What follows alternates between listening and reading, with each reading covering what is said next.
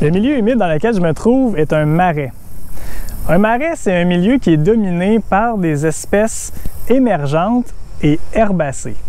Émergentes parce que ce sont des plantes qui émergent d'un sol qui est complètement gorgé d'eau, ou même souvent on va retrouver de l'eau à la surface.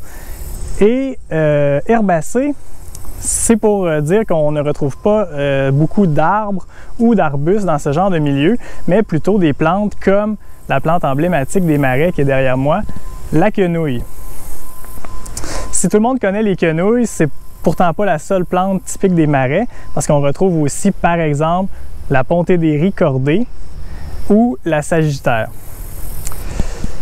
Les marais sont des milieux de transition directe habituellement entre un milieu aquatique, comme un lac ou une rivière, et les milieux de plus en plus forestiers et de plus en plus secs, par exemple les marécages.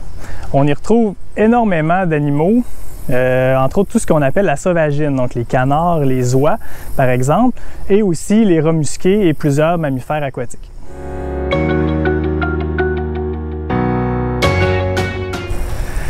En fonction de la quantité d'eau qu'on retrouve dans les différentes parties du marais, on va retrouver évidemment des plantes typiques de chacune des sections du marais. Par exemple, dans les secteurs où il y a beaucoup d'eau, où on est vraiment à la transition entre un lac, par exemple, et le marais, on va retrouver des espèces du type pontée-des-riz cordée ou les sagittaires.